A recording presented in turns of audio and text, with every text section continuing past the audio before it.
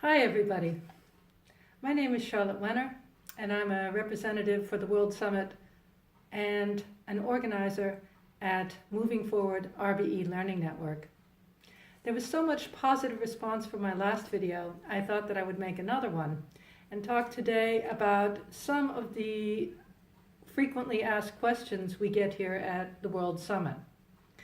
Now, for those of you who don't know, the World Summit is actually an event that is being planned by me and the other representatives.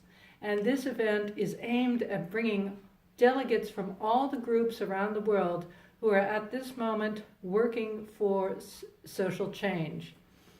We found out that there are a lot of groups who all have the same goal, namely of making the world a place where life is the primary driver in society rather than profit.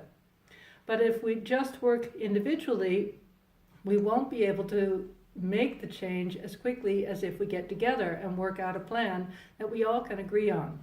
So that's what the World Summit event is aimed at achieving. Now, some of the questions that we get about this question whether we'll be able to do it. And so I've jotted a few of them down and I want to give you my thoughts on them. So one question that we get sometimes is, what's the difference between the World Summit and other groups of that nature? If I would have to answer that, I would say that one very important difference is that we in the organization of World Summit want to be the change that we aim to see. Now, this is easy to say, but this is actually a fact, and we do this in at least two different ways. First of all, we look at our relationship with ourselves. What do we think about ourselves and our ideas? In other words, do we think that we have to have the right answer, or can we listen to others? That means we work to let go of our ego. We stand open to each other and different input so that we can work together to make a co-created plan. We also work at looking at our own assumptions, our own conditioning, anything that might stand in the way of reaching agreement.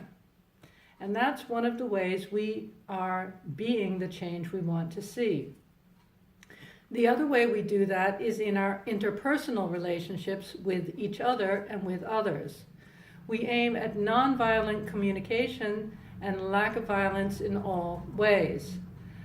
We work together in a horizontal organization format rather than a hierarchical. So everybody is in unity on the basis of equality. At the same time, we also have a relative degree of autonomy. So we trust each other to have enough wisdom to be able to know what to do and when it needs to be done. So if we need to have any help on it, we consult each other, but we don't have to get permission. And this aligns with one of our principles of not needing to ask permission from existing governments or structures in order to make this change. So another question we get is, what's the plan? And how we respond to this is, well, we don't have the answer, but we are asking the right questions. So that means we expect at the summit that we're organizing that all the people from the different groups are going to come together and co-create the plan. So we're not going to try and impose anything. What our question is, how do we facilitate this event in the way that we want to see in the world? And that means we have to have a form of organization, a form of governance which reflects the highest level of consciousness which is in the world today. We're looking at various models and seeing how they can work together to provide the best form of organization. We're looking at sociocracy, for instance. We're looking at the teal form of a new organization. We're looking at indigenous forms of organization, and especially Native American circle meetings, and we're looking at how autonomous communities that exist now are able to work in a cooperative manner together. So this is another way in our organization. We want to have that in place so when the event takes place, people are able to cooperate and reach decisions in the most efficient and unified manner possible. And in this effort, we realized that an organization can only reach the height of consciousness that its leaders possess. So we're constantly working on our own consciousness to reflect the highest forms of understanding possible.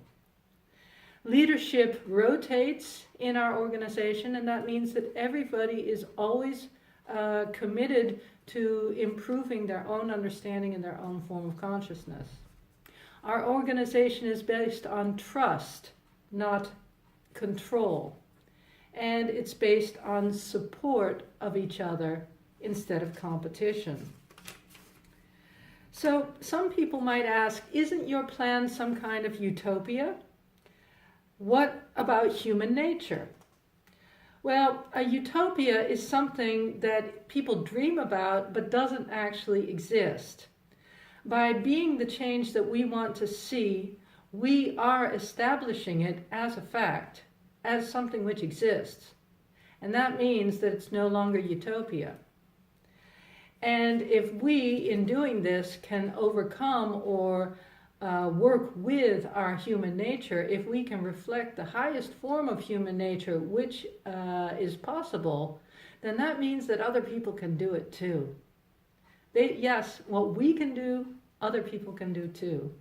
And we believe in that 100%. So that's what I wanted to tell you today about some of the frequently asked questions about the World Summit.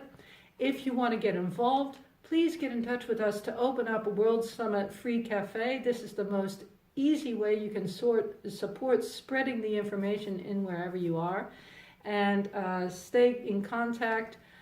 You can support us also in our donation program. So we hope that you're willing to be one of the change makers that we're trying to be, and look forward to meeting you.